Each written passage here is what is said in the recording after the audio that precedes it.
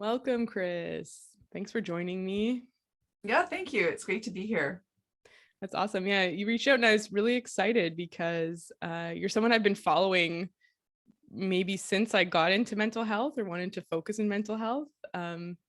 You're a big name in the naturopathic mental health community, so I'm really happy to have you on, and maybe you can just introduce yourself and talk about what you focus in and what your naturopathic practice is all about. Sure. Yeah. My name's Chris Bjorndal, and I'm a naturopathic doctor. I practice in Edmonton, Alberta. My main area of focus is mental health, and that's primarily because of my own struggles that I've had, which we can get into. But I also, the other area that I have an emphasis in is fertility and women's health, hormone balancing, that type of thing. So it's nice to have the balance of the two. And sometimes there's that blend because women who I might be seeing for fertility, then after they give birth, there can also be that whole postpartum piece that can happen that may not have been there before, but then comes out right as soon as they become parents. So that's basically what my main area is in practice. Yeah. It's like me too. There's also a focus on hormones too. I think there's a Venn diagram there, right? Like hormones can influence our mood, Mm-hmm. mood in a sense can influence hormones, but then there's also a bit of a break from a burnout perspective to just help somebody's heavy periods. Yeah. you know, and rather than like kind of the heavier stuff, sometimes it comes with mental health. Yeah. Yeah. Yeah, do you mind jumping into your story? You have a very interesting story. I know you start your book off Beyond the Label with it, and maybe you could tell us about it. Yeah, sure. So an important question that we ask in naturopathic medicine is, when did things begin? And sometimes, it's hard to pinpoint exactly what was going on in your life when your symptoms started. So in my case, I used to say that, things sort of started in high school for me when I developed an eating disorder. And then when I moved into university, I carried this overachieving tendency that I had developed in my undergrad, or in my elementary, high school, junior high school years. And I when I got to my third year, I found myself in this place where I had never been before, which was debilitated with depression and paralyzed by anxiety. But the challenge was I didn't know those terms. Like I didn't know what was happening to me. I didn't have any context to express what I was experiencing. And so a friend recognized the changes in me, and she ended up going to the student health services and asking what she could do because she was really concerned, and I think rightly so. And I'm so grateful for that somebody had that fortitude and just awareness and compassion to do that. So anyways, she made an appointment for me, and she ended up asking my mom, if she could get me there. So anyways, I went to this appointment and was diagnosed with depression and anxiety. And I took the medication with this sort of indifferent willingness. And about 3 months after starting that, I then found myself in another place that I'd never been before, which was spiraling into a psychotic, delusional, manic episode, which was also really bizarre because I, again, didn't have any context, never had experienced this before. So it was like, having this experience, but yet not understanding what was going on, and realizing that things were off, but not knowing, more than off, but not knowing what I could do about it. So anyways, I ended up being kind of wrestled into a straitjacket. It took 6 people actually to wrestle me. And then off I went to the emergency room, and I was put in a rubber room and shot up with haloperidol, which is a powerful antipsychotic. And then when I came to, I was then diagnosed with bipolar disorder type 1. Mm-hmm. Yeah. And so for me, that was a really tough label to receive. And I actually didn't really accept it. I just pretty much wasn't going to have anything to do with that. Like, you know what? That's not happening to me. That's not me. That was a side effect of the medication. Like, this is not I do not have that. And so I'll just mention that I am adopted. And so coming back to that, when did things start for you? Really, in now with the understanding and studying that I've done with other teachers, I realized that, or I've learned that in utero is when imprinting can start happening. And so if a mother is, and it's always hard to bring this up with women because there's a lot of sort of guilt and shame that can come along with, oh my gosh, what was happening when I was pregnant. And so it's not meant to, push people into that place. It's really just meant to bring awareness to what could be happening. And then how can we make some changes when we know that information? So anyways, for me, I think that, just by virtue of the fact that somebody had to make that decision, that it wasn't a calm, relaxed, happy state of time for this for my biological mother. So I kind of came into the world, I think, wired for insecurity, and so I compensated with that by becoming an overachiever, right? And you see that a lot. So people who are really striving and perfectionists, there's often this insecurity that they're masking, and they may not even be aware of that, but that certainly was going on in my case.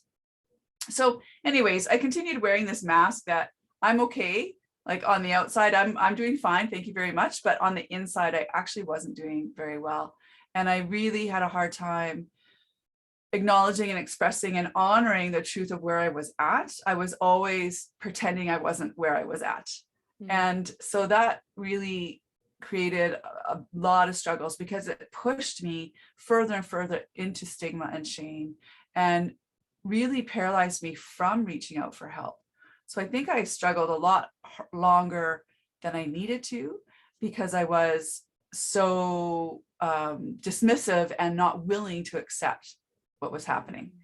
So anyways, I ended up graduating and working in the corporate world. And again, this overachieving behavior ended up reporting to a CEO within about 6 years of graduating. But again, wearing this mask, right? And so I had a suicide attempt in 1994, a long time ago now, just dating myself here, that left me in a coma with kidney failure. I was told that I would need a kidney transplant. When I came out of that coma, I can tell you, I certainly wasn't happy that I was still here. And but I realized that, okay, like something's got to give, because obviously, like I've got to figure out how to navigate this, because that was very painful to go through. And the recovery from that was really difficult. And so anyway, that same friend actually that made that appointment for me back in the university gave me a book to read called A Return to Love by Marianne Williamson.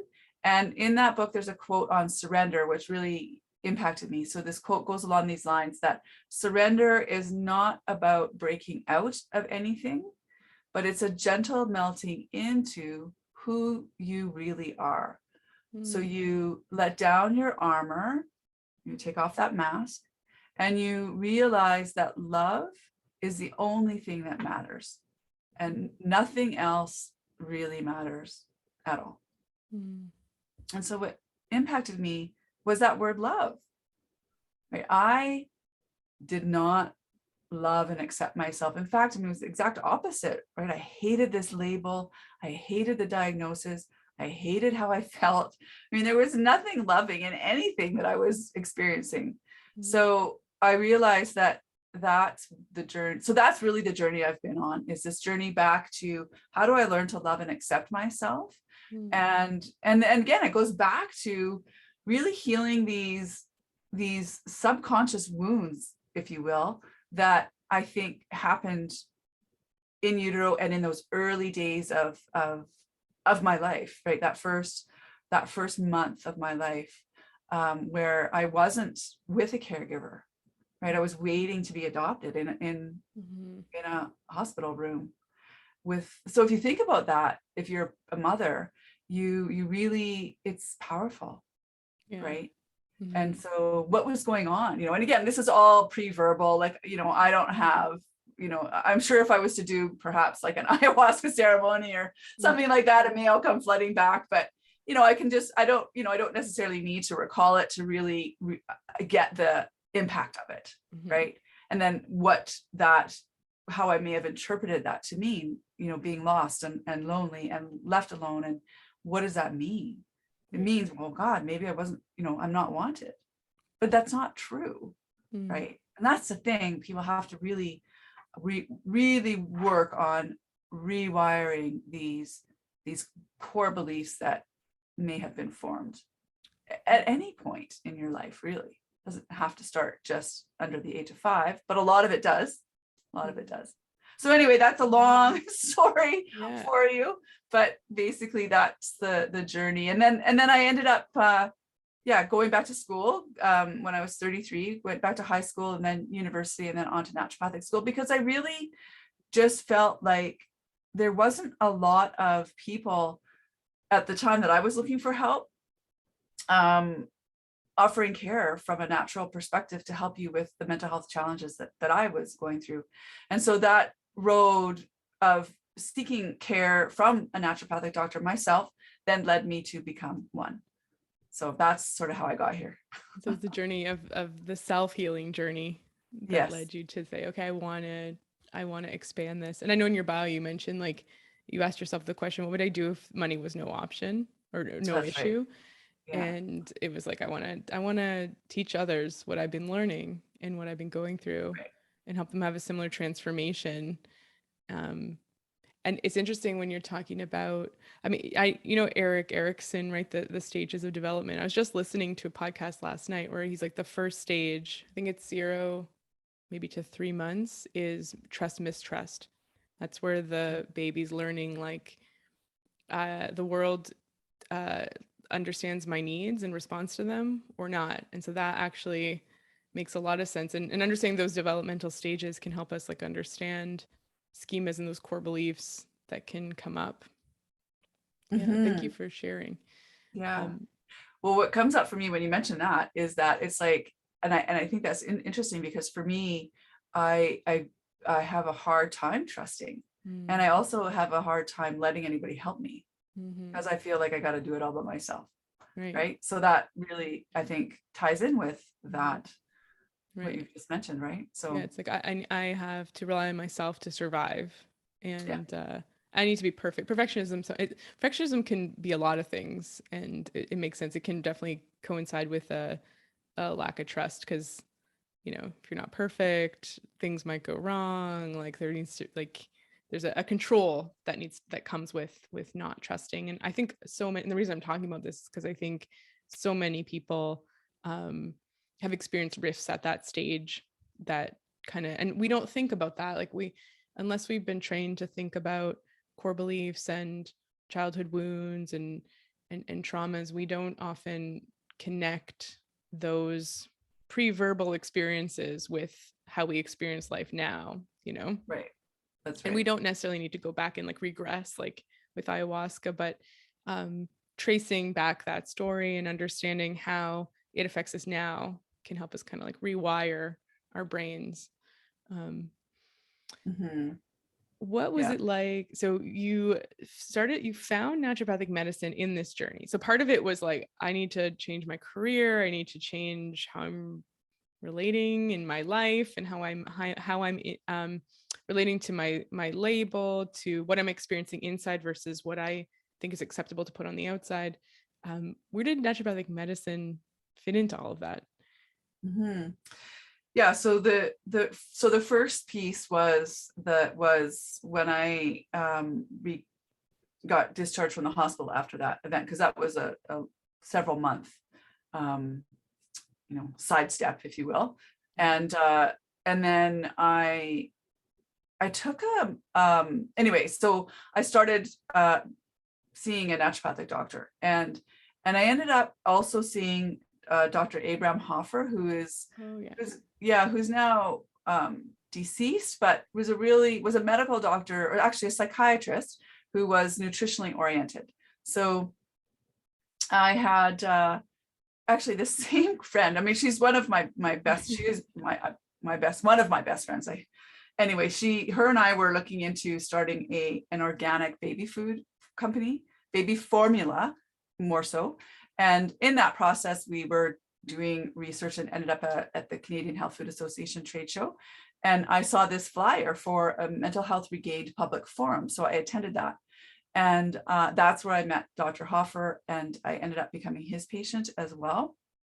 And so I carried along the protocol for about a year.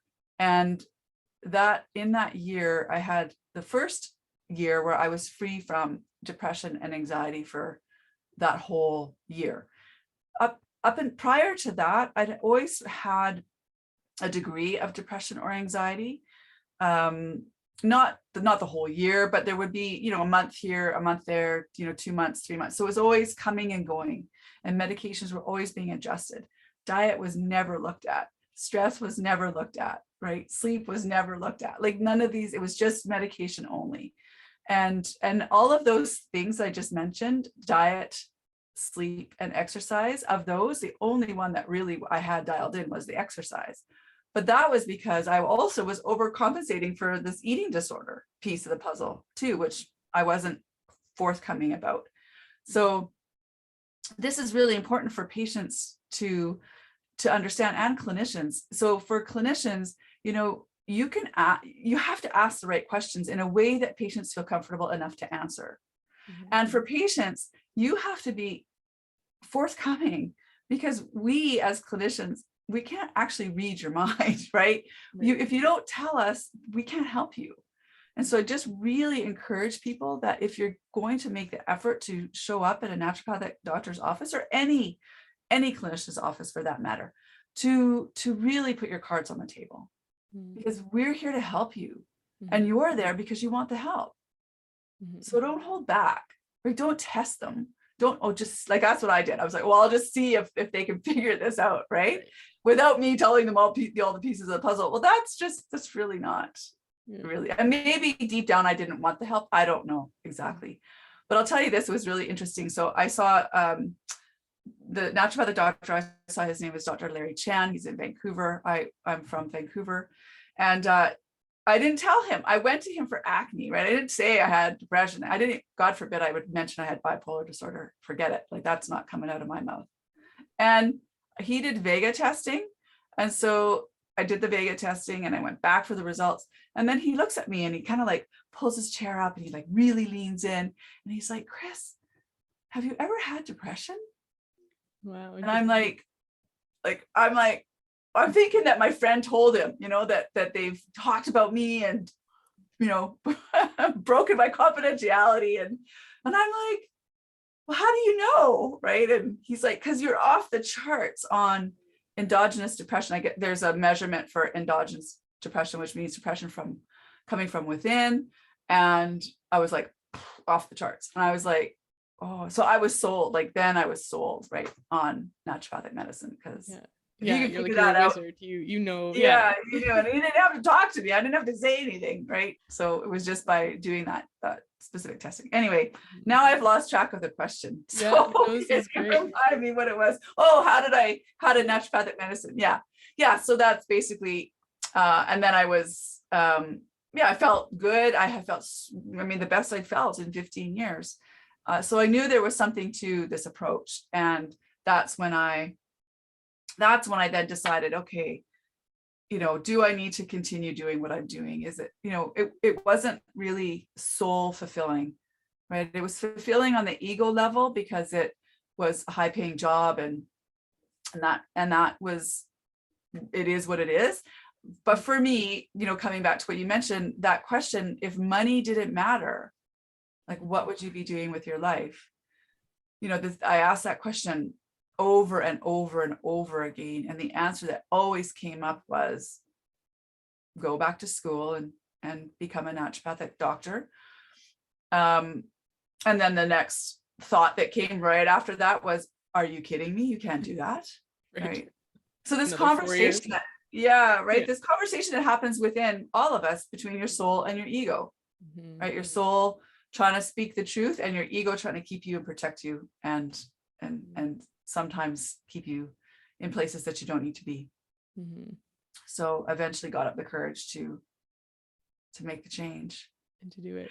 Yeah. And, you know, I recognize and I completely honor that it was easy for me to do that because A, I had the money, and B, I wasn't married, and C, I had no children. I had nothing to lose, really nothing to lose.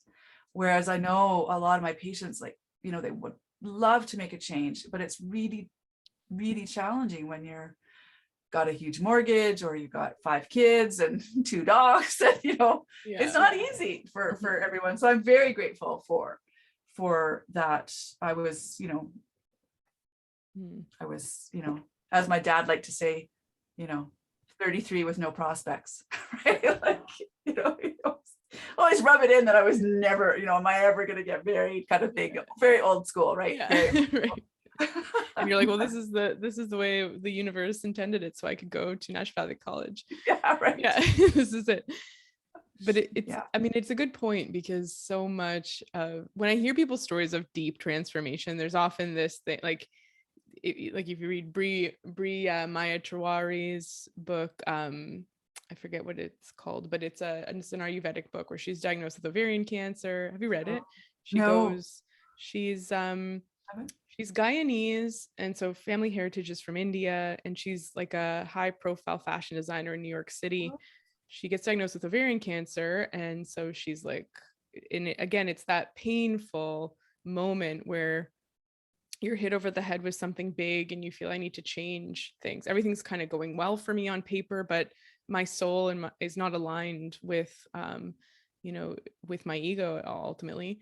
And so then she moves to this hut and just learns kind of gets back to her roots and traditions and heals herself, like grinding her own herbs and cooking and living off the land. And Wow. and it's like we hear these stories all the time in healing, right? It's more than just finding the right supplement.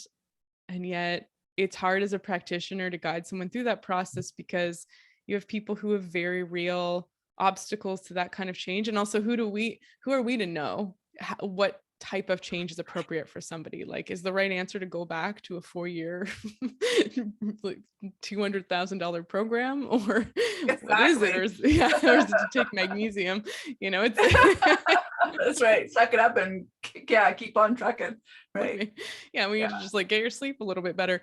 So it's so difficult to coach someone through that. But what I'm learning when I see people, you know, however many times a year, and then there might be a gap, especially with the pandemic, some people I didn't see for a couple of years, and then they came back. And sometimes, like, I'll be honest, sometimes I can feel a bit frustrated, like if I'm trying to help someone fix their lifestyle or make these habit changes, and I'm noticing that they're having trouble integrating that information. There's sometimes this impasse, you know, and then I'll see people after a couple of years come back, and I'm really appreciating how much transformation is occurring, but it's a slow process and it's unique to the individual, and that their soul, let's say, is metabolizing the information and taking into account. And when you share something with somebody, even if it seems so basic and small, where, you know, that seed that you plant can take root into something really significant. So yeah, that's, I guess, what is it, like, it's my 8th year in practice, so that's my realization at 8 years of practice, is how the seeds can take root. And it sounds like that kind of, that there was an aha moment when you experienced naturopathic medicine. Maybe it happened really quickly in your case. I don't know if you agree with that. No, it wasn't. No, no. Well, it was, I guess it was definitely a long germination for sure, because I, you know, again, I knew that something had to change after that, I mean, I look at that suicide attempt really as a spiritual crisis, because, you know, I know you're not supposed to joke about suicide, and I do not take it lightly in any stretch of the imagination, but I do think in my case, I think it's interesting that I overachieve in every aspect of my life, but not that, right? Like, you know, and that did not. So I do believe in your soul, this concept of soul contracts in the sense that, and it's just as simple as deciding or accepting that we've all come here to learn something on a spiritual level, on a soul level. And most of us get wrapped up in the ego measures of the world, right? Size of your home and your car and your wallet and your bank account and all of that. But really what's going to heal you and the world is honoring this journey within. And so for myself, it was a very, this from 1994 to when I got to naturopathic school, that was 8 years. Mm-hmm. Right. Yeah. 2002 is when I started. So that was an 8 year. So it wasn't like, oh, I feel better overnight. Oh, I'm going back to school. No, it was a long, because I was really fighting myself every step of the way because of my insecurities because security has always been really important to me. And I had a very secure job, right. That offered all of that and then some. And so to walk away from that was very challenging for me. So yeah, I just think that it's important to be, if people are wanting to make these changes, it's just important to be thoughtful about it and to be like very frugal, really. Like if that's what you want to do, then start saving your money, right? Like really start socking it away, because it's that is a real stress for people, right? Is that financial piece. Yeah. So, but I do think that, and the other thing that I did do was to just try to not work so hard, right? I tried to really, for those first, I'd say 4 or 5 years, I really did try to just enjoy my life more than my work. The other way, it was the other way around, right? It was work and I had no life.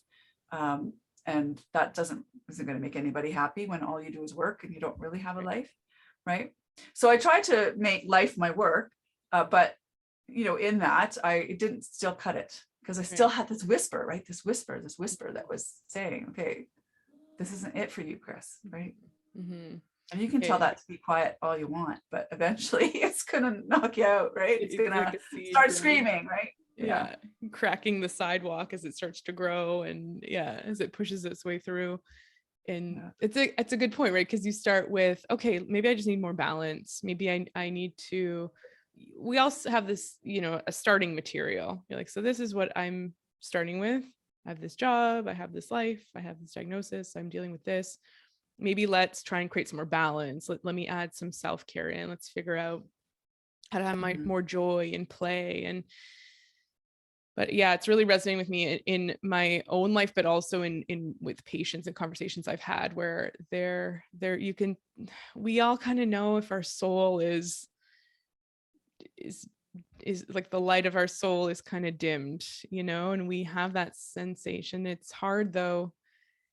And I don't think it's a process. Like when we talk about ayahuasca or like these big transformational experiences, like these ego death, I mean, those are very hard to have, and big breakups, suicide, like that stuff is similar, right? It's like this huge, like the we're confronted with the pain to the point where we can't ignore it. And there's sort of really no other option than to make a drastic change. But it's not something that I would wish on anybody. Well, this is the thing though, right? It's part of the journey, because in Buddhism, what it's life is suffering, right? There is going to be suffering. And when I realized that, when I learned that, it's such a simple three words, right? Life is suffering. Or maybe there's more words to the phrase, but I'm just shortening it. And because prior to that, I was like, I felt like the suffering I was experiencing shouldn't be happening. Yeah. Right. And so then when you have that belief that this I should not be going through this should not be happening to me, then there's resistance, right? Then you're making yourself wrong. and it doesn't get better from that place. So it's another sort of way to describe this is, depression and anxiety, and, insert whatever label you want, doesn't want to be healed. It wants to be held. So it's like, imagine a lost child knocks at your door, and you open your door and you see this 3-year-old, crying and hungry. And are you going to slam the door in that child's face? Probably not. You're going to welcome that child into your home. So we need to look at all of these emotions: depression, anxiety, sadness, grief, on the so-called downward side. They also dwell within you. You are their home. Yeah. And when you keep pushing them out, slamming the door, they're going to keep knocking and keep coming. Right. And it wasn't until I embraced and acknowledged and accepted and loved depression, anxiety, and bipolar disorder, the gifts that they brought me, that they now have seemed to left the building, they don't come now as often for that acceptance piece. And it's a really different way of looking at it, because what does every clinician do when somebody shows up with depression and anxiety? What's every clinician doing, including myself? What are we all doing? We're trying to get you out of that state, because God forbid you should feel that. Yeah, we're trying to take it away, or take it away. I wouldn't say suppress, but we want to relieve the suffering. Eliminate. Eliminate, relieve, get rid of, for sure. Yeah. And that's the thing. It's there for a reason. And I think depression is a call for love, right? It's a call home. And a lot of us, again, it's this I don't talk like this on any podcast, because it's maybe because you're so warm and welcoming and naturopathic doctor, I know that you get this, but so it's just a different way of looking at it. This is the other thing I'll just mention is, what happened to me was I took pharmaceuticals from age 19 to 30. And every time I went off of the medication, I'd end up right back where I started. Yeah. So that was definitely that suppression. So I wasn't acknowledging the medicine that comes within from the experience you're having. Right. It reminds me of the poem, the Rumi poem, The Guest House. Is that what you were thinking too, as you were describing? No, but just as you said that, I just read that the other day. Yeah, where he's greet them at the, sadness, anger, meet them at the door, laughing, each one sent as a gift from beyond. And they sweep your house and they leave, and it's open the door, let them in, because they're begging. The knocking will just get louder ultimately. If I think it was Paul Saunders. He's one of our profs. Botanical. Botanical medicine. I think he said this, that what he would notice, and I'm not saying anything about medication, I think that it's a more in-depth conversation for sure, but what he noticed was that when somebody was prescribed an antidepressant for grief, they'd be on it for 20 years or whatever, and then they would come off of it.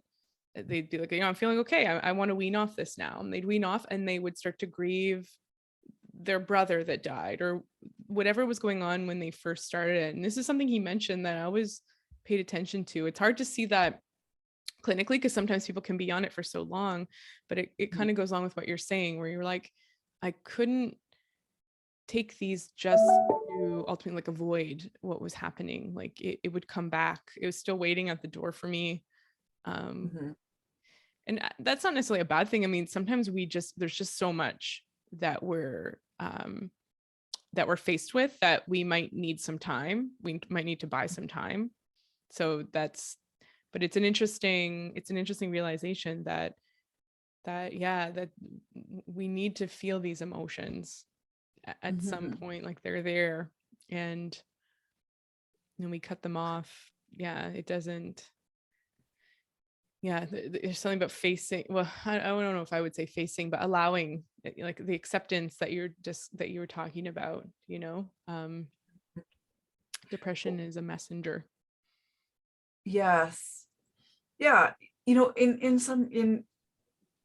many cases, doesn't have to be everybody's experience. But the other piece I'll mention, though, is just to sort of bring it sort of more to the physical level, is well, just for people to understand, that there's, I look at it that there's 4 aspects to us, sort of from a big picture perspective, right? So you have the physical level, and then the mental, like your thoughts, and then the emotional, and then spiritual.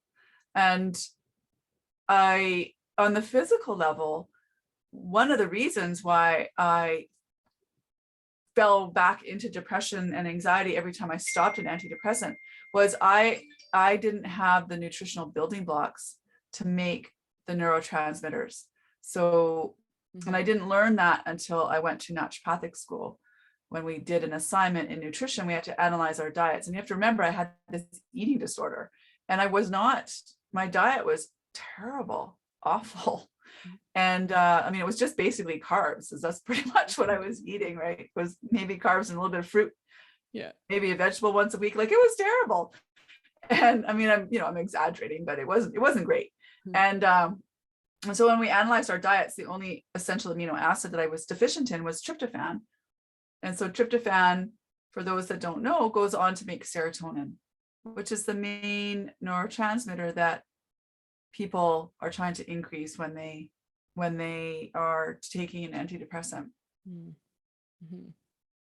So it's really important that you not miss or skip over this nutritional piece of the puzzle.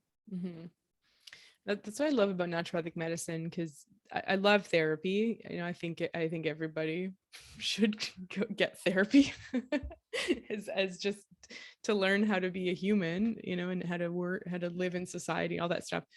But there is sometimes when, someone has severe anxiety, is waking up every morning with panic. You're like, I just want you to, I need to stabilize your blood sugar. You can write out your core beliefs all you want, but there's these foundational pieces, and that's what I love about naturopathic medicine, is you build on the material, the spiritual, the emotional, it all integrates, and you can sort of understand, where to start with somebody. Sometimes the physical is a good place to start, because if you don't know, you'll feel better physically, and that definitely has an impact on your mental health. Yeah. And there's also this sense of accomplishment from making a change. Okay, I'm waking up, making my smoothie. Okay, I feel like I'm doing something for myself. That sets the ball in motion. I think, I forget who it was. It might have been Kelly Brogan, but she has a story about one of her patients who had MS, and all she recommended was a glass of water in the morning. But that step snowballed into these other self-care and proactive actions that then had this person completely heal herself, right? Like, it was like, okay, if I can do this glass of water in the morning, that signals the next step that I'm going to take to heal myself. And so sometimes it's very simple and small, and but sometimes the physical is a good place to start. When we're talking about mental health, because the neurotransmitters are physical entities that need tryptophan and B6 and magnesium and zinc and all the other things to exist in your brain. And so you can, like, mind over matter all you want, which maybe you can influence you definitely can influence your chemistry with your mind, but if you don't have the raw materials, can you conjure up tryptophan just with your mind? I don't know. Well, I think the thing is, we don't really understand, right? We really, like, this was super impactful for me when I heard a psychiatrist say, upon learning about Robin Williams committing suicide, or whatever happened to Robin Williams, the fellow said that, we don't really understand how the brain works. And I'm like listening to that, and I'm like, what? Like, you don't really what do you mean? No. Like, so what are you doing? What are you guys doing? So you're like, you need to convey that uncertainty better. Because you seem like everything. Right. So the placebo effect, right, is really powerful. And so there's a lot to that. So there's the mind is, we are very powerful. So I think the thing is, we have to get out of our own way a lot of the times. But I don't want people to dismiss or underestimate the power of the physical side, because making the changes from a nutritional perspective is really important. And they don't have to be huge changes, like you just said in that case, just drinking more water. Yeah. Right? Like a lot of people don't know how much water they're supposed to be drinking. So half your body weight in ounces, that's your minimum amount that you need to be drinking. And 90, I'm going to say yeah, probably 90%, 80% of people I see, they're not drinking enough water. Yeah, especially in the winter when you're not really sweating as much and you don't even notice. Yeah. Yeah, and you're cold, right? You think, oh, it's cold, right? Yeah, like, I don't really I'd rather have another coffee. Yeah. Yes. So you can use herbal tea, that's fine too. Yeah, exactly. You can do teas, you can put like a splash of the concentrated fruit juices. Yeah, like the hydration. Put kombucha. I do a little bit of kombucha just to, if you want to have the fizz. Yeah, exactly. Yeah, do your kombucha. I put some bitters in my water to get I mean, I remember when I first started naturopathic medicine, because I did my undergrad in life sciences, and we had a few nutrition courses with the med students. So it was like, what does a horrific B1 deficiency look like? It's like kwashiorkor, Right.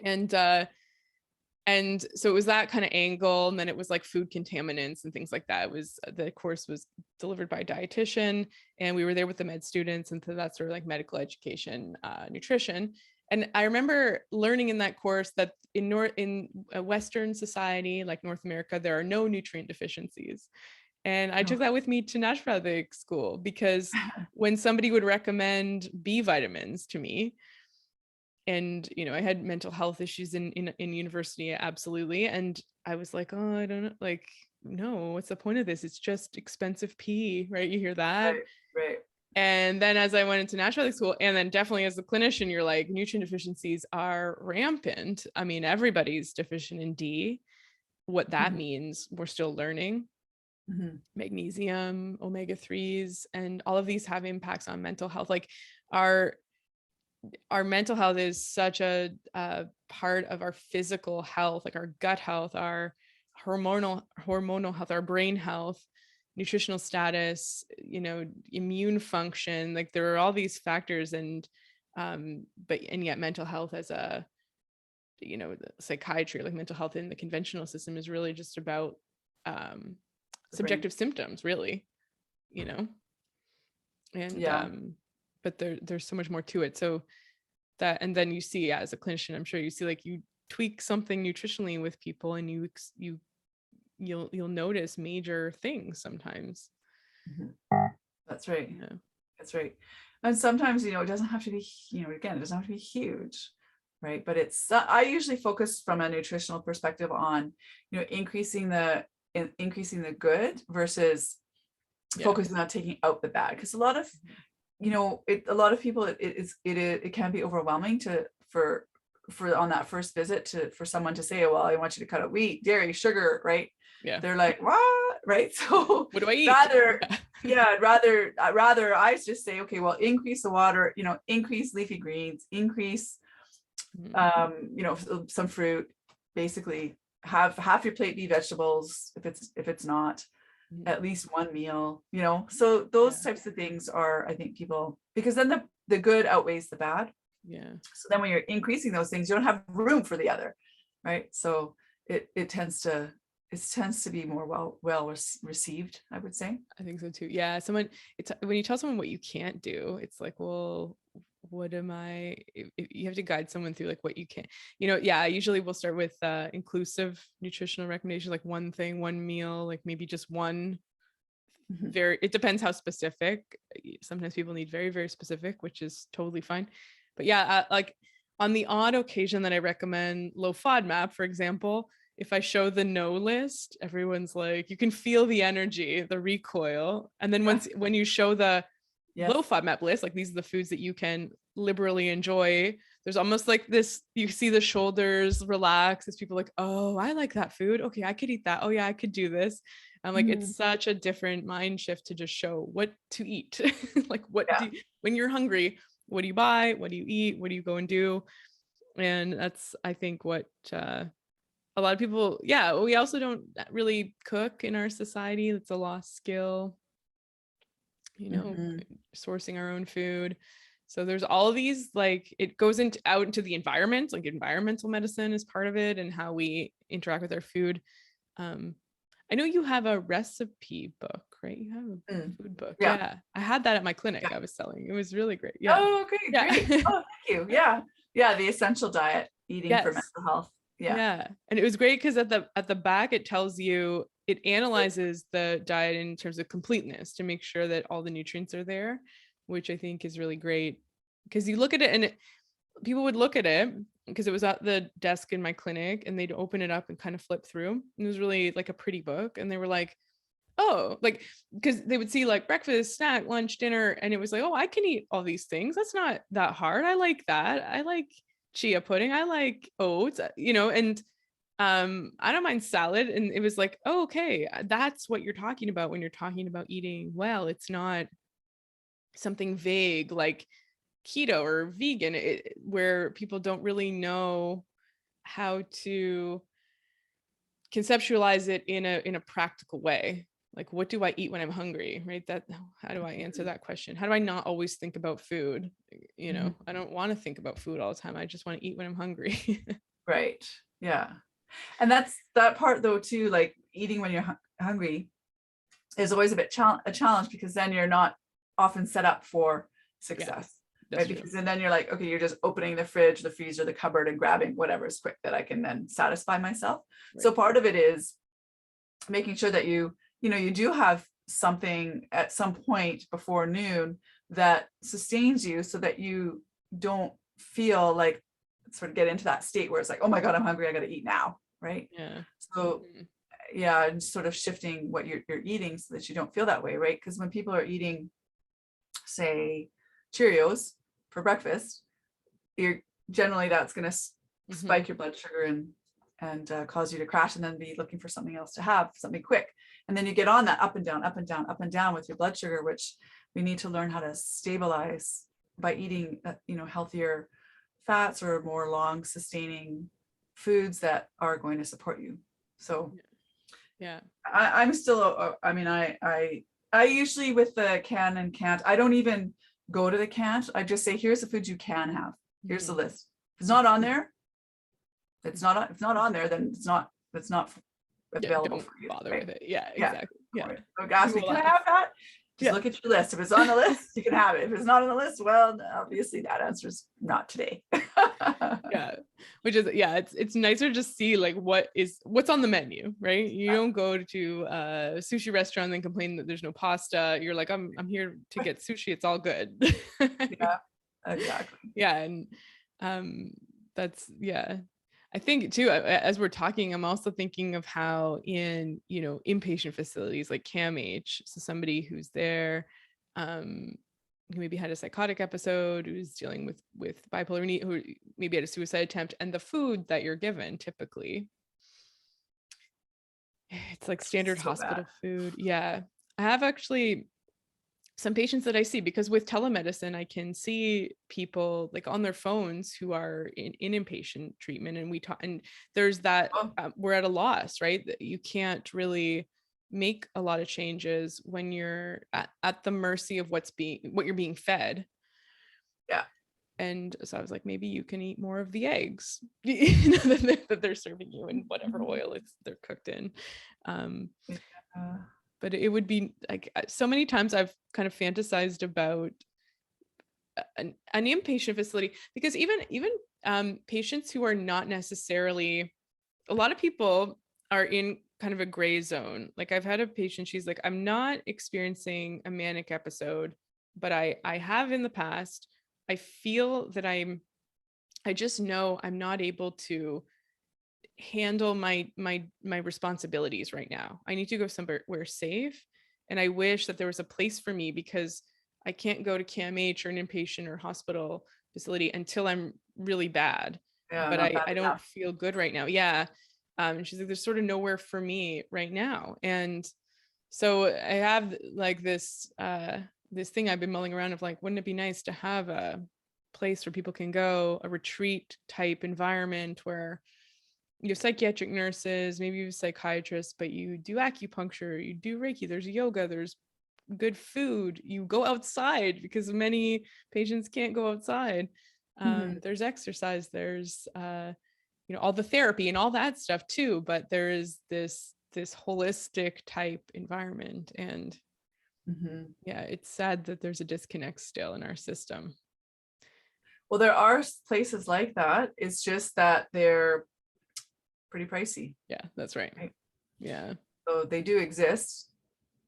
But it's a matter of cost, which is also really challenging. And I think people, this is sort of one of my big beefs about Canadians, is we think that it's our right to have healthcare provided to us, that we don't have to pay for it.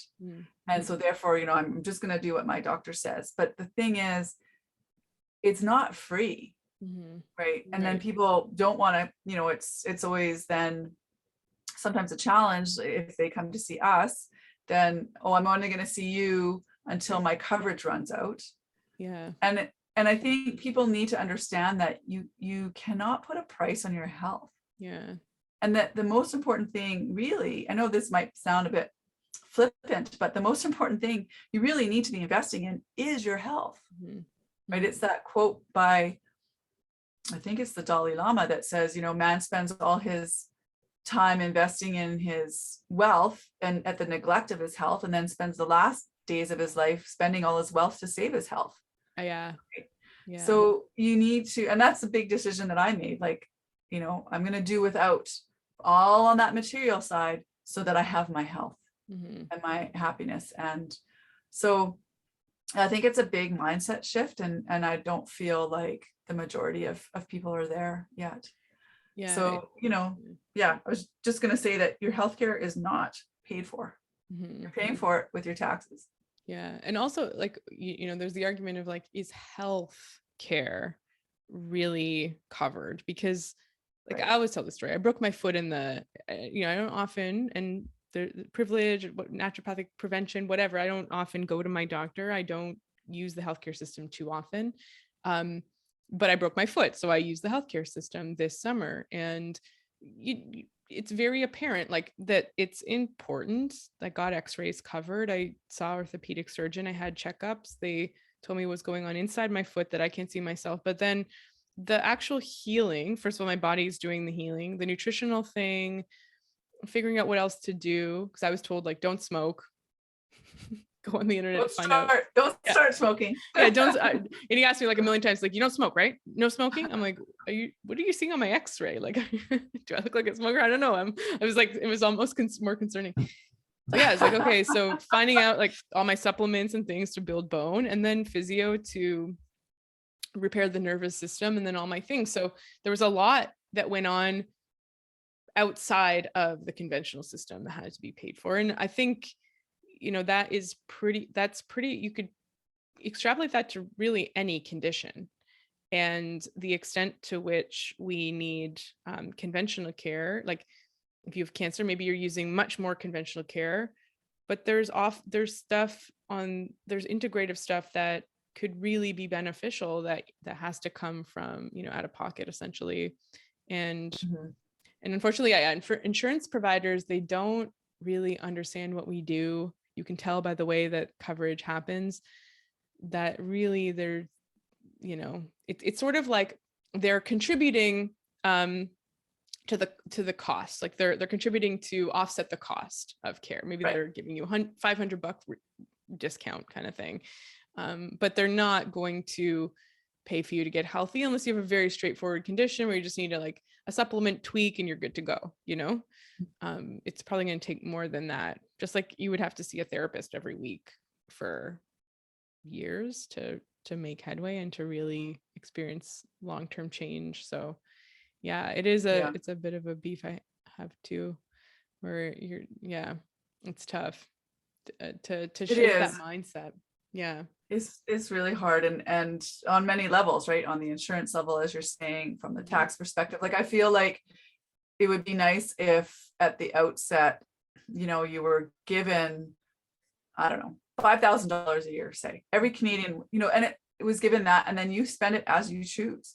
Yeah. Where you feel your provider, who you want to see. And I think, or for those who don't see, like you just said, I don't use the medical system often. So for people who don't go, okay, well, here's a rebate for you, or some sort of something. But anyway, it's such a big, daunting, monolith to change. So I think we need to work towards that, but it's definitely got to change. And I don't know what you think about this, but it's also bringing this to mind that often when I see patients, the way that our system's set up, right? So you have the free care, you have the general practitioner, the family doctor. So that's the person someone will go to first if they need help, typically. Like they're not going to see me, the naturopath. They're going to go to their GP with their concern. And then they'll often, first line treatment is an SSRI, is an antidepressant for many things like depression, anxiety, OCD, sometimes just feeling off, PMS, like anger, irritability, like literally everything, fatigue, feeling low motivation, all these things that often doctors be like, hey, do you want Cipralex? And that's fine. But I often sometimes feel, and then if it doesn't work, now there's a story that someone's accumulating, like, okay, well, that didn't work, so I might be broken, or because an expectation that it will completely fix the problem. And then they might try a different medication, or they might end up on polypharmacy. And I often, especially in the first few years of practice, was like, I wish people had the education to maybe try an ND first, because maybe just eating a better breakfast or looking at the problem more holistically, getting some context, getting some validation for what you're feeling, and then looking at it from a different lens could really help before immediately going to medication. Now feeling defeated, now having had all these experiences, like so many people come in with a hopelessness, and I'm like, I don't see your case as hopeless. I see your cases, I wouldn't say straightforward, but there's like a lot we can do. It's just that in the conventional system, there's not a lot, because the medication was never meant to cure you.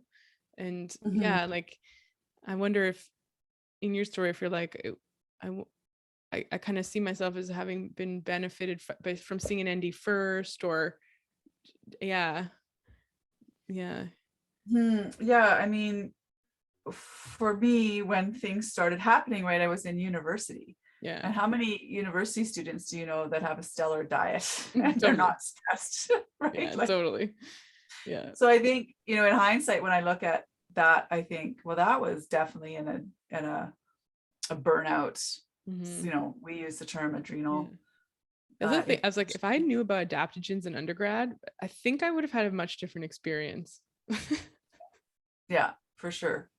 Yeah. So this just, we always talk about stress, but people don't really understand the broad effects that stress can have on many systems in the body. And again, in naturopathic medicine, we're trying to figure out, well, what is the root of the problem? And so if the root of the problem is connected back to the fact that you're in this sympathetic or stress state all the time, that is going to wear down the parts, if you will. It's like you can only burn the candle at both ends before you run out of candle, right? And so that's what happens in the body. If you keep burning on that sympathetic side, on that stress side constantly, without taking your foot off the gas, like you run out of gas, right? Which shows up as, fatigue, anxiety, depression, stomach issues, heartburn, constipation, insomnia, addiction. I mean, it just headaches. I mean, everything, lots of things. So it's so important to get back to some of these basic pieces versus just, I know might sound like that we're not for medication, but there is a place for medication and a time for it. Absolutely. But many of them are not meant to be long-term solutions. It's meant to be short-term. Like, PPIs, like proton pump inhibitors, like Pantelok, it actually says specifically in the pharmacy textbooks that they're not meant to be for long-term. They're not, but they're not, people either aren't followed properly, or anyways, there's lots of things like that. Mhm. So I think it's just important to always come back to understanding that if you aren't going to, it's like with, say, for example, taking perhaps an antidepressant. If I use this car analogy, that if the problem's with the engine, then you're not just going to paint the car. Mhm. You know, painting the car isn't going to solve the engine problem. When the, you know, when the paint chips off or you stop taking that, you still got the engine problem. You never Yeah. dealt with it, right? So there's sort of that, and looking at, well, what's causing the engine problem, right? Yeah. Like Right. initially in my case, it was for sure that nutritional piece was not there. Mhm. And then the hormones, like we've mentioned, we've talked about hormones, but understand that hormones, every single hormone, whether it's, you know, cortisol, progesterone, estrogen, testosterone, DHEA, thyroid, they all, imbalances in those can result in symptoms of mental health. Mhm. So you always want to be checking the hormones Mhm. to, again, what's the root of the problem, right? Yeah. One of my pet peeves is people who are going into menopause and then they get prescribed an antidepressant. And I'm thinking, oh my God, it's a hormone issue, right? Like, Yeah. And you're like, that might solve, let's say that solves the mood issues, right, the mood symptoms. It's not going to solve the physical, like the bone, the but cardiovascular, yeah, the skin, all the others, because a hormone has more than just mood effects. It's got network effects. And so it doesn't, that's sort of that silver bullet solution thing where it's you're going to leave people with gaps in their treatment. They're not going to be feeling well. And yeah, exactly. Yeah. For many hormonal issues like PMS, PMDD, I mean, there's research on PMDD for sure with SSRIs, but it's a hormonal issue, you know? So Mhm. let's treat it at the level at which the problem manifests. Yeah. Yeah. And with depression, it's complicated. With bipolar, with anxiety, like it's hard to understand. Like the problem is probably manifesting from various angles. Mhm. It's interesting too when you're like, when I look back and trace it, there's, you know, early childhood trauma, like these developmental things, but nutrition was a massive, sort of like the spark that lit the bonfire type thing. And you're like, but it's interesting with nutrition because it's hard to become aware of nutrient deficiencies. Like they're a very slow process, right? It's like, I mean, I've gone through periods where I had nutrient deficiencies that were significant, and I wouldn't, like, even the fatigue that manifests from them kind of feels like your baseline is just crappy, you know? Like you're just like, yeah, I just don't, I'm just the kind of person that doesn't like getting up and doing much. And like, I just, yeah, I kind of feel tired. Like it's not like you, yeah, I don't know. It's very insidious, and it's hard to pinpoint that to, oh, really? Like my mood, like all of my experience could be attributed to nutrition. It's hard to realize as a young person, but I even find it's hard as adults to make the connection. Um, I don't know what your experience was like. Like you, it sounds like, yeah, you were in naturopathic school being like, oh my gosh, it's nutrition. Well, Yeah. I think the thing is that I was prescribed like a lot of supplements, right? Mm. So I was taking all these supplements and I was feeling well. Uh-huh. But the thing is, that's no different than taking a pharmaceutical, Mm. because if you don't fix the diet, because so if I went off of those supplements, I didn't, but if I did, I'm pretty sure I would have fallen back into depression and anxiety Mm. because I didn't change anything. Right. All I did was substitute sort of one enhancer, if you will, for another, one that's more natural for me than one that was causing, because they're like, I had a patient the other day ask me, are there any side effects to what you're giving me? And I said, well, you're probably going to look better, live longer, and have more energy. Those are your side effects. Right. Like, Right. so that's what I experienced with taking supplements versus pharmaceuticals.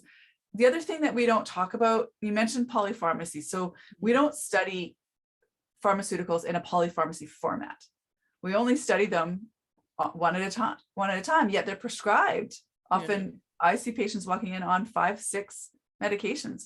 Yeah. And the other thing that they don't discuss is medications can deplete your nutritional status. So if you're taking a statin, for example, then coenzyme Q10 is depleted within the processing of taking that pharmaceutical.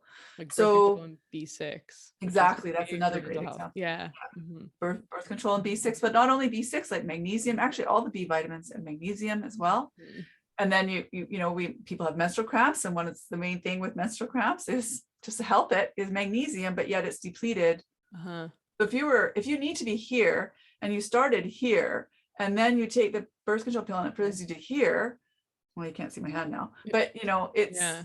it's kind of, you need Yeah. to fill the tank. So which is the other point that's important to make is that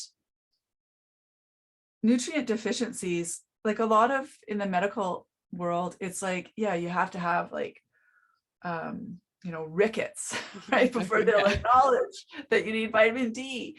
And there's this whole gradient before that. So what's recommended and what's optimal Yeah. are two Yeah. totally different conversations. And Yeah. the RDAs, recommended daily allowances, are set up for just to prevent like they're the minimum.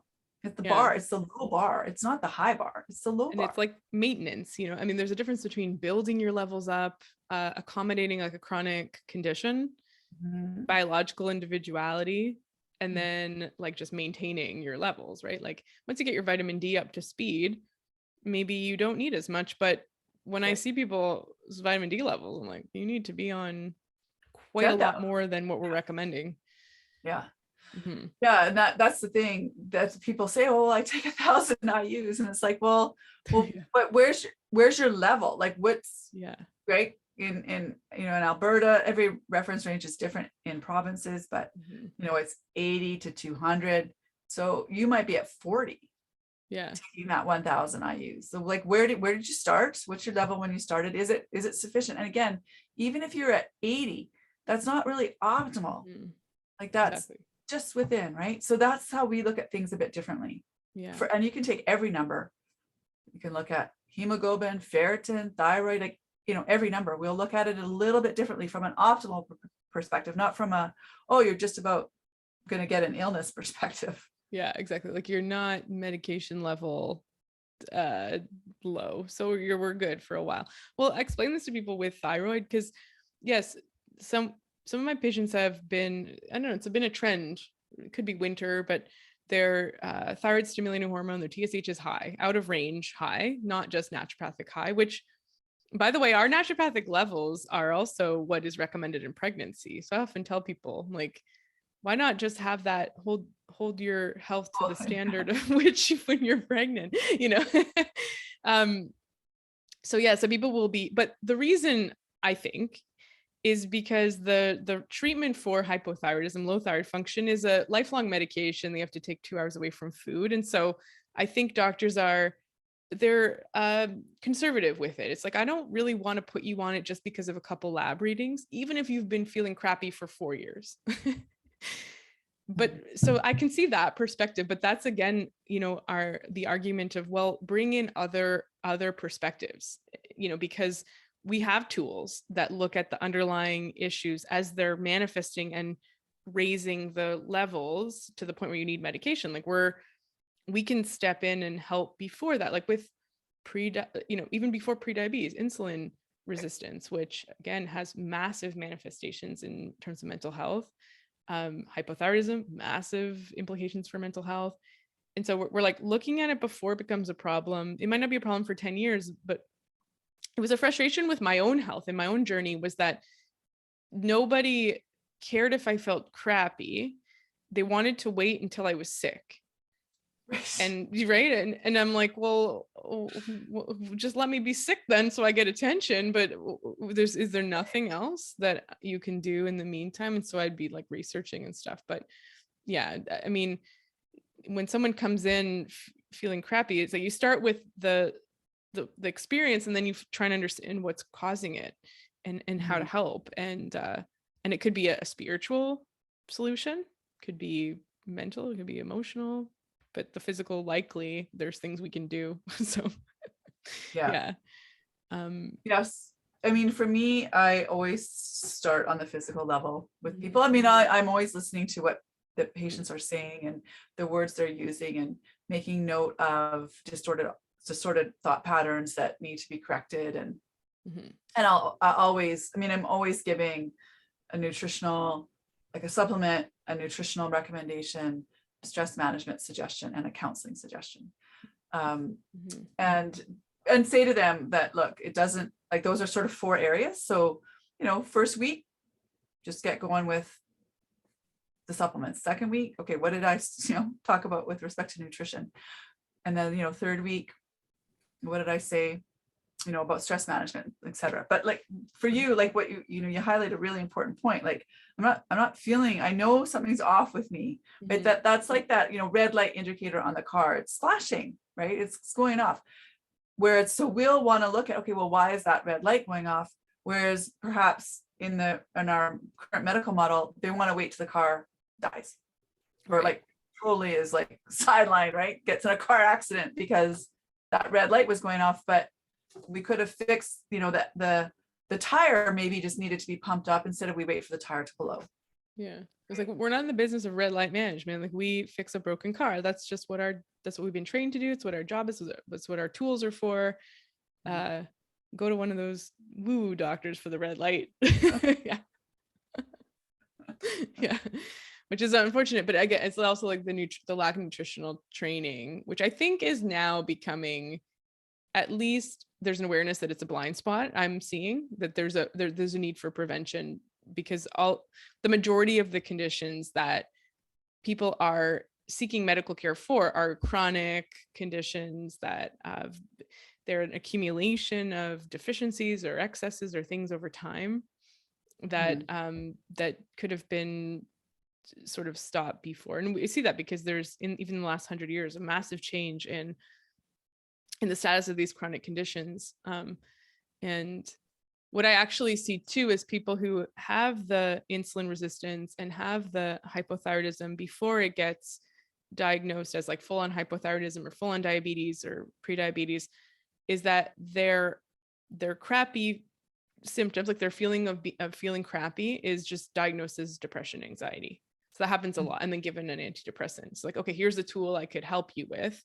One of the big things that you're dealing with is low energy, mood issues with sleep, issues with appetite, weight gain, weight loss, whatever. Here's an antidepressant. Let's solve this at like depression. But that's a disconnect from what's actually going on, because the antidepressant is to, well, we think regulate serotonin.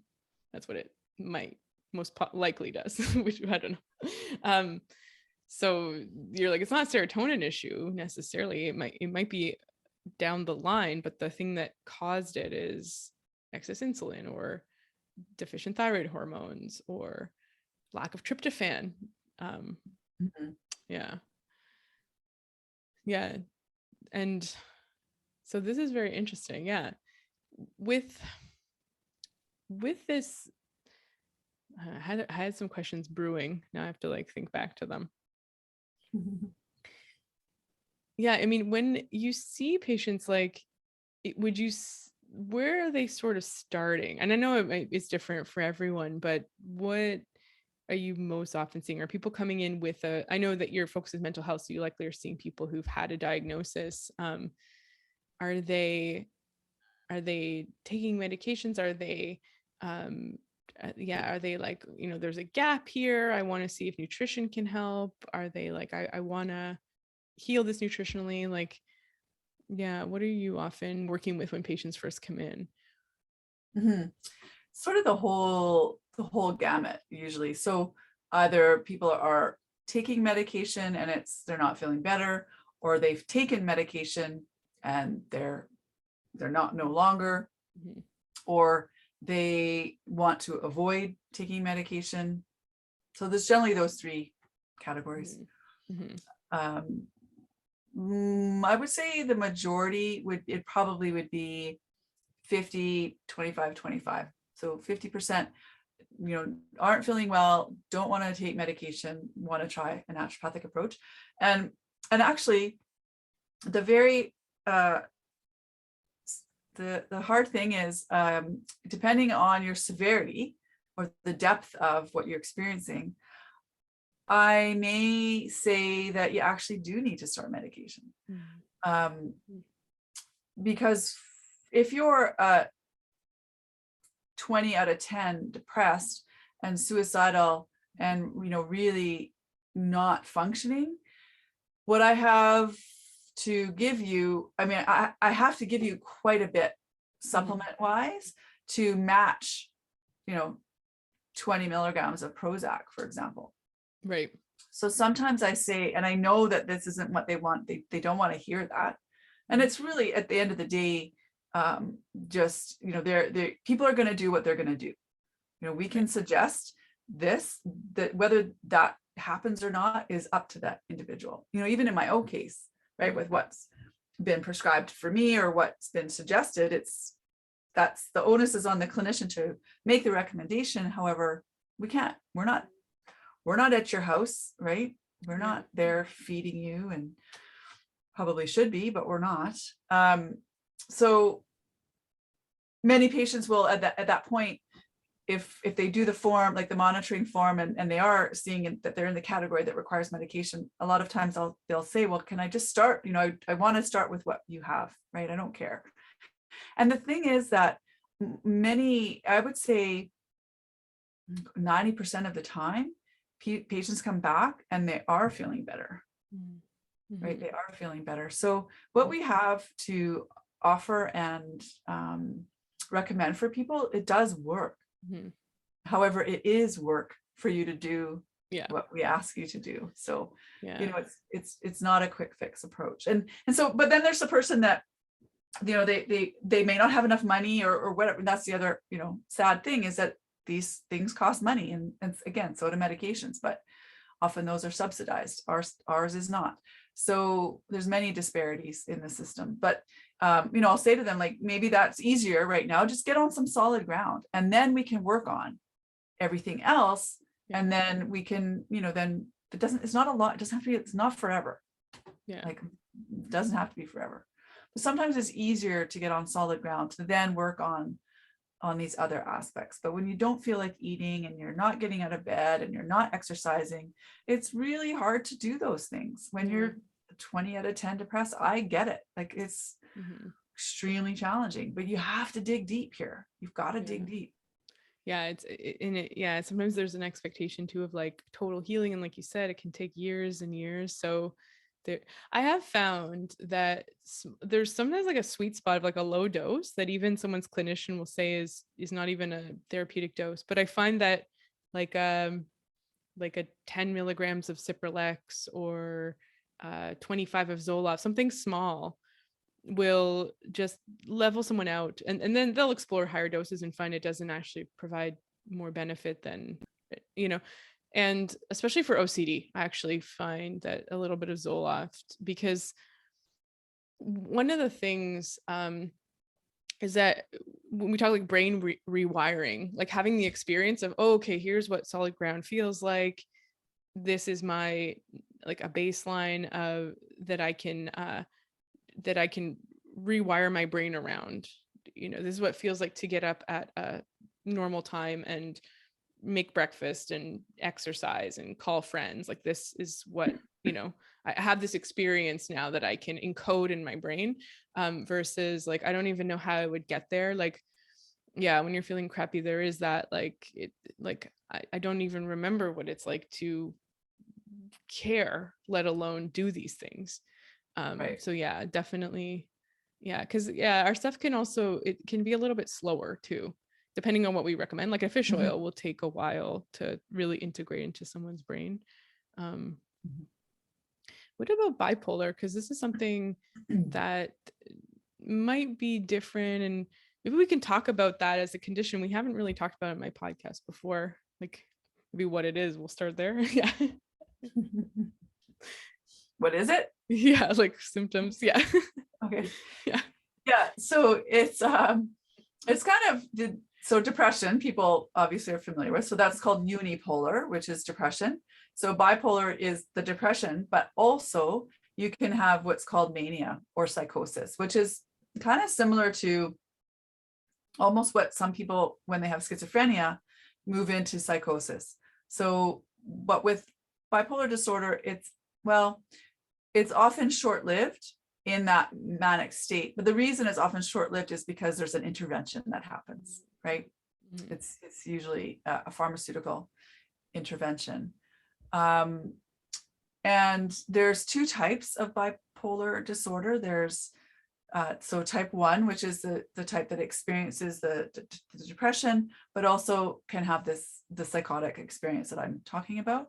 And then there's another type that's come out. There wasn't a type 2 when I was diagnosed, but now there is. So type 2, which is more, you get the depression, but then you can swing into, so it's not full-blown mania psychosis, but it's more just hyper behavior, I would say. Mm-hmm. It's called hypomanic. So you're just under that sort of flipping into the psychotic state. Mm-hmm. I don't know how I feel about that one, but so it's there's a lot of misunderstanding, I'm going to say, and judgment, and just lack of awareness as to what it actually is. So for me, it really manifests more like just depression. Like that's like, I had that first manic episode with medication, right? So I'm just thinking here, I've had in 36 years, I've had 6 psychotic episodes. Mm-hmm. So what's 6 divided by 36? So that's every 6. If you were going to look at it that way, it's every 6 years. That's not been the pattern. Mm-hmm. I had one, sort of 2 back to back, and I didn't have another one for a decade. And then, but I've always been on medication. Mm-hmm. I'm thinking there might have been one time that I wasn't on medication. Anyway, Mm-hmm. the biggest thing is, I think, to prevent the mania is so managing stress Mm-hmm. and sleep. Right. Yeah. Right. Mm-hmm. They also have, now this isn't bipolar disorder, but there's a good, I don't know if it's still available on Netflix. It's called When the Bough Breaks. Have you seen that Oh no. documentary? Uh-huh. So it's about the postpartum period. So postpartum depression, anxiety, and postpartum psychosis. Mm-hmm. And a lot of women aren't aware that psychosis can happen postpartum. And I think the reason it happens is because the women are stressed and they're not sleeping. Yeah. Mm-hmm. So I think if you deprive somebody of sleep long enough, they're going to lose their mind. Like, it's just. There is research with bipolar that that sleep deprivation or a shift in circadian rhythms can lead to a manic episode. So people who travel across time zones, like shift work, and there is the type of therapy is like IPSRT, something like that, but it's like about how to like regulate someone's circadian rhythms and routines to essentially like regulate mood chemicals. So it's really interesting. So yeah, like postpartum makes sense because there's a sleep deprivation, the shift in circadian rhythms, like you're sleeping in the day or up at night just to respond to your infant. Yeah. Mm-hmm. I had 2 psychotic episodes within the first 2 years of my son's life. And I think that, again, stress was high. I wasn't sleeping, and I wasn't taking medication because I was nursing. Like, it was a perfect storm. I mean, I have in the back of in the last chapter of my book, Beyond the Label, I have the myths of mental illness. And, one of them, and these are all things I was told, like, you shouldn't travel, you shouldn't have children, these things. It's not that you cannot do these things. You can do these things, but you just need to be supported in them. Yeah. Right. I clearly wasn't doing the right support with, in the postpartum period, and paid the price for that. But I do think that it's a condition that can be managed.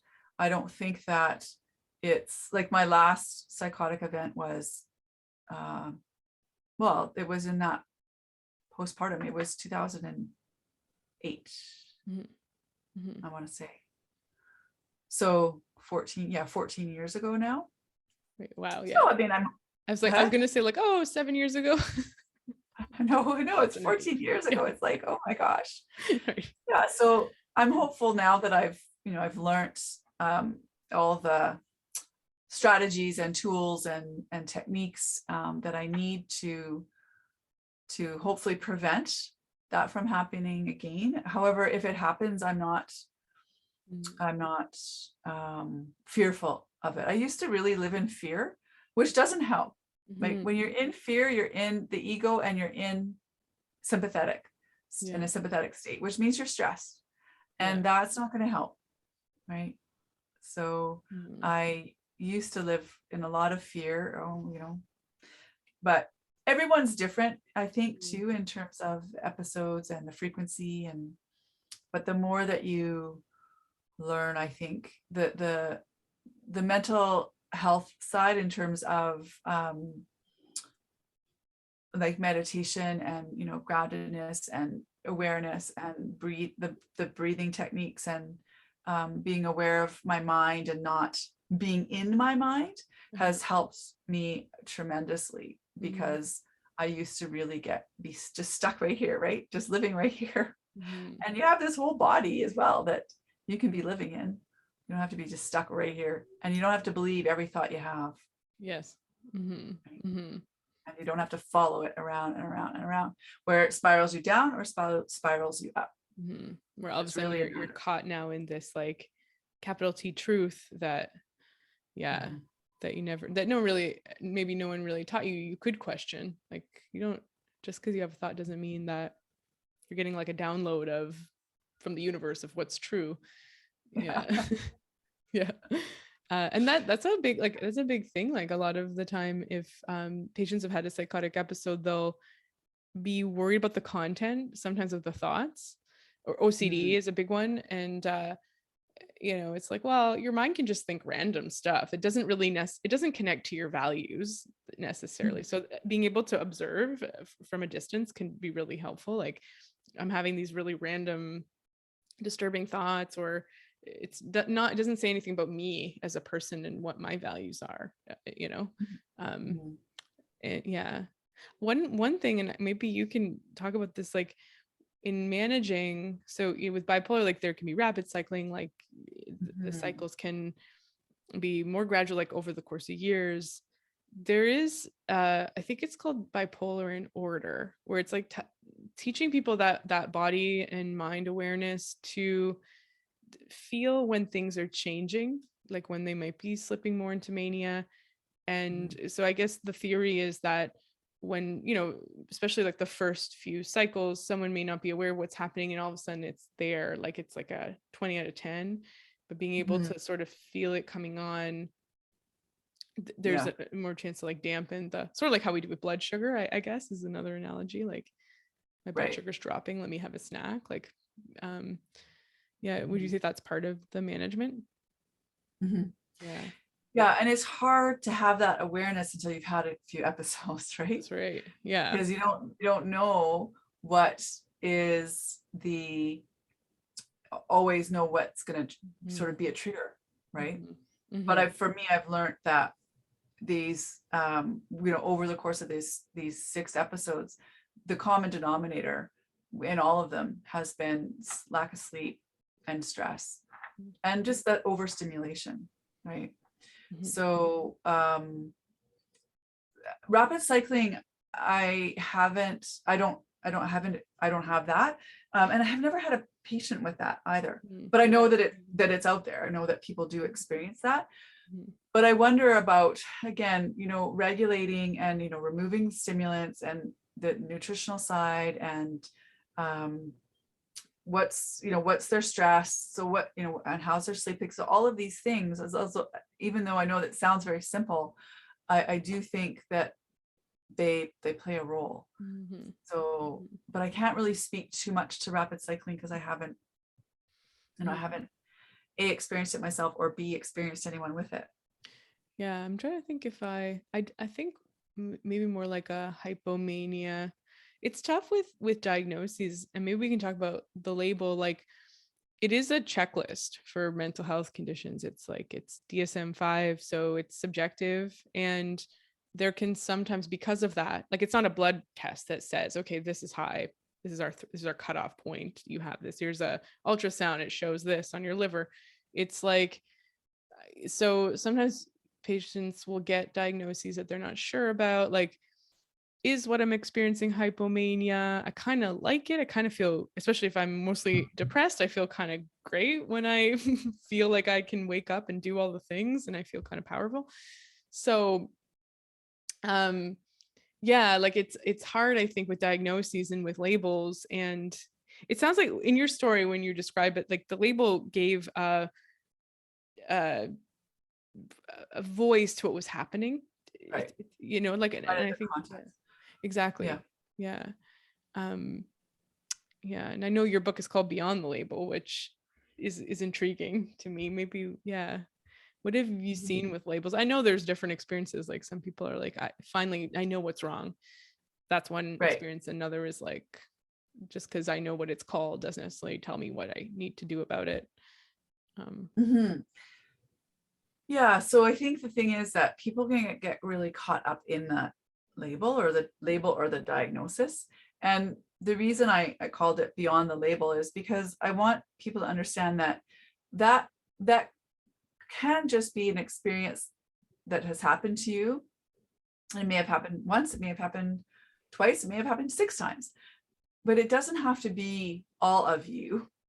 And you're more than that. There's more to you than that, right? That's perhaps one aspect of you, but not the whole you. And I think people often, it's often is the reverse, that people then like, this is me. I'm depressed. Like that's who I am, right? Right. And that's not who you are. It's a temporary state that has happened to you as a result of whatever the root of that is, of the experience, or like we've been talking about, lack of nutrition, etc. So I think that, and I think for me as well, there was never any hope offered with this diagnosis. So I remember I would ask, like, well, why is this why is this happening, right?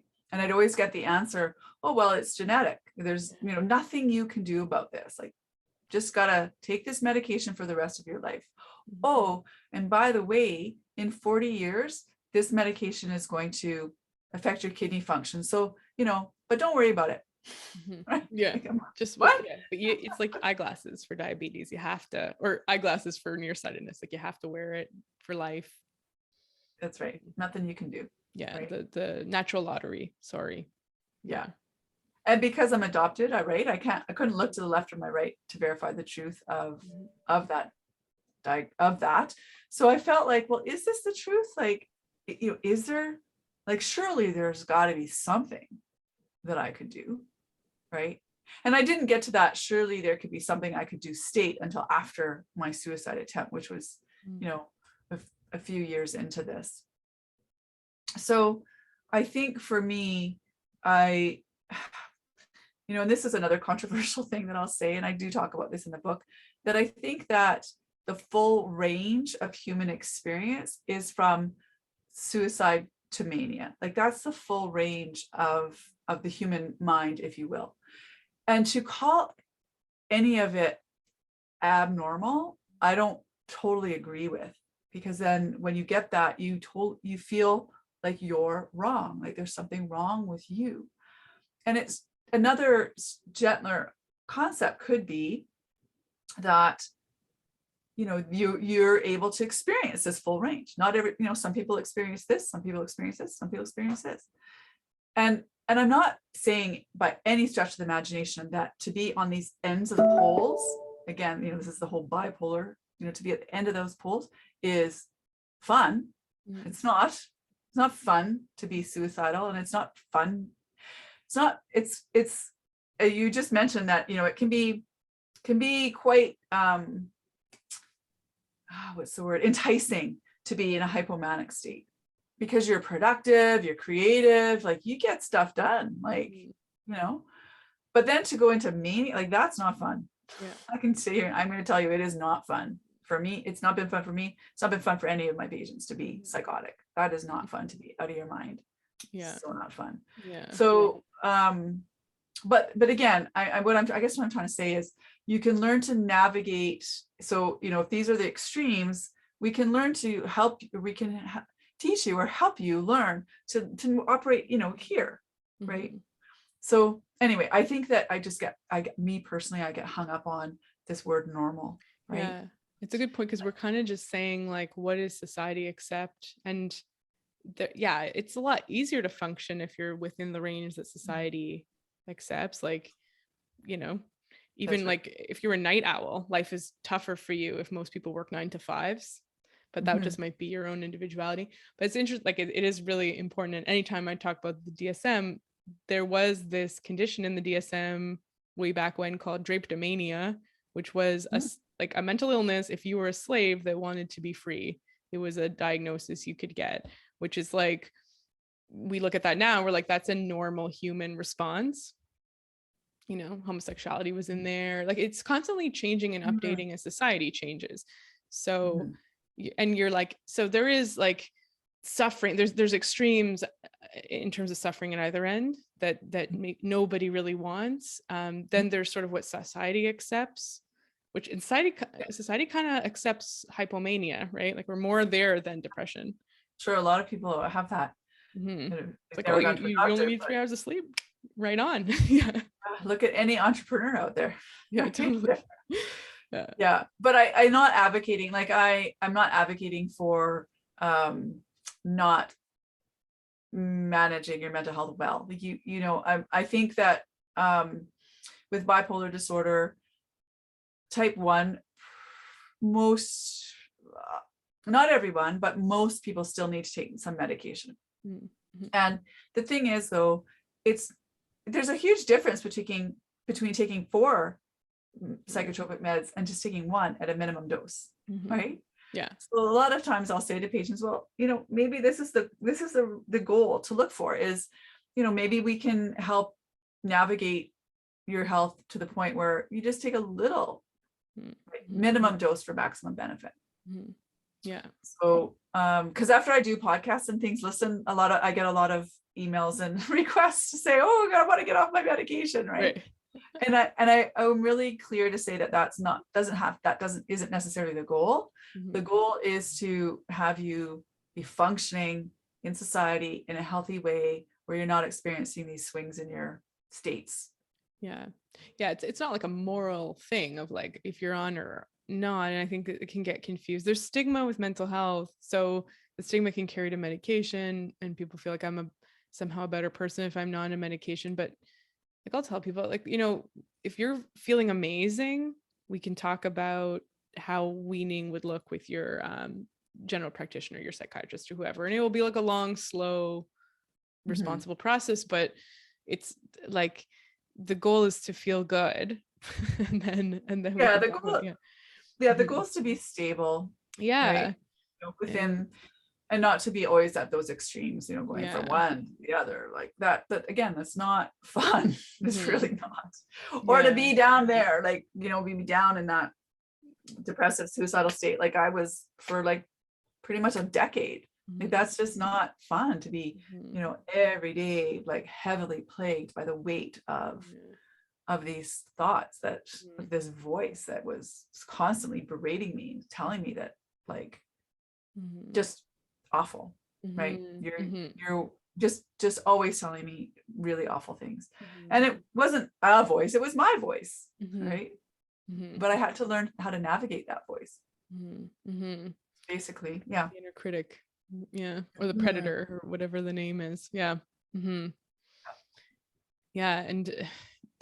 there's all, and then if you're like, if I can make that voice a little bit quieter, it helps me work with it. And then when I get better at working with it, maybe I can handle that full volume. But it's like, when it's there, like the only voice in your head, it's like, it's hard to take magnesium, you know?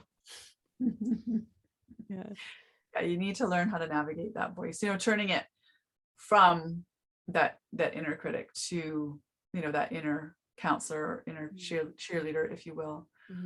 But it's hard when you're like, sometimes that inner critic can serve you in a way to kind of get yourself moving, right? It's like, okay, yeah, I got to get my ass in gear, right? Like, I got to get, sorry, I shouldn't have sort of swore on this. Sorry. Yeah. Get my butt in gear, right? My behind, get in gear, right? But then, you know, there's a fine line between that and sort of that abuse of voice, right? Yeah. It's like, one of my things my therapist taught me was that the inner critic is there to keep you from, it's like to prevent significant pain from like rejection or social faux pas, or like if you're always evaluating, kind of criticizing yourself, you can improve. Mhm. But when it's that's over, like it's so loud and so persistent that it's actually dimming your spirit and undermining your happiness, like then it's like it's gone too far, right? It's like it's narrowed your possibilities. And so it Mhm. was like this, finding a relationship with it, like thank it for its concern, that you That's said right. something stupid at the party.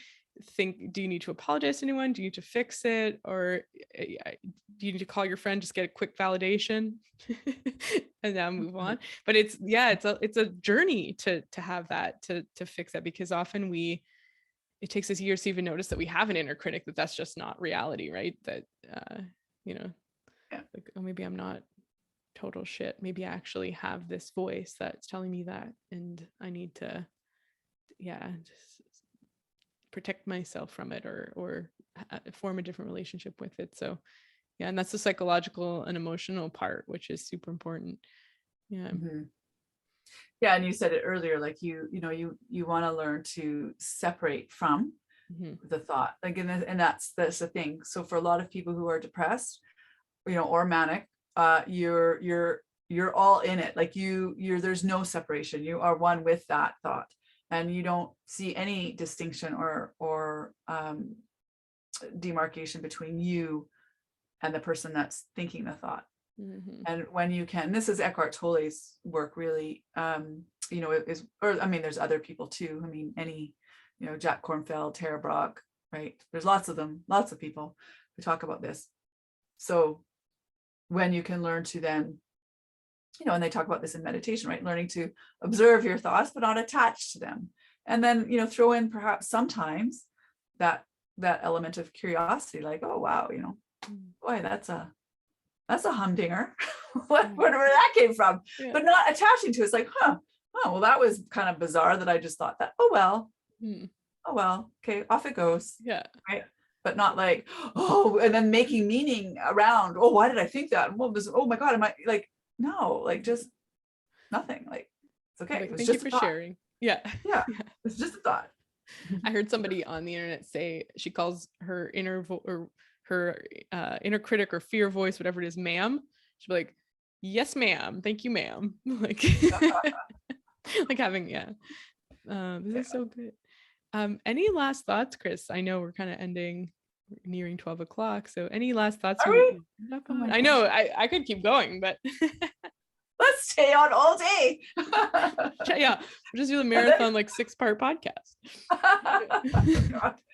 Yeah, well, we probably could. You're Yeah. so comfortable to talk to. It's like, yeah. Awesome. I think I guess what I would say is, I'm obviously, you are, and I am very pro naturopathic medicine. So I just think that if you're listening to this, that just understand that there is a solution for your suffering. It's not in vain. It's not, it's solvable. It's resolvable. It may take time, but that's okay, right? You've got time. So just really moving into this trust and belief that you can get well, no matter what ails you, no Mhm. matter what you're struggling with. There's a solution to be found. You just have to, and this is the hardest part, is making that call, right? Reaching out and asking for help, but you owe it to yourself. You're here for a reason. And so it's important for you to get the help. And you deserve it. I think it's Mm, important that, yeah. Mm-hmm. yeah. And you're Yeah. worth it. You're worth Mhm. it. And so that's really, I think, Yeah. what I It's a like. great Of place to course, end that. read my book. Yeah. And then that's my last thing, is where people can find you. You have a book called Beyond the Label. You have really great things on your website. You have a lot of articles, you have other podcasts people can listen to, and you have a course as well. Like, Right. yeah, that Yes. has different levels, of engagement. There's a DIY, there's a coaching call, there's like a personalized call version, so, which is great. because people may not live in Alberta where you're practicing, right? And then people can see you if they're in Alberta one-to-one. So many options. And so I'll have the links to all these things in the show notes. So if you're listening and you want to follow Chris, you can check it out. You can read her book and check out the nutrition, the elemental diet. Essential diet. The essential, sorry. Yeah, the elemental is a different one. There probably is enough. Yeah, there is the essential diet. Yeah, where you get all your essential nutrients. Yeah. So thank you so much for joining me. This was awesome. Yeah, thanks for having me. It's great to be here.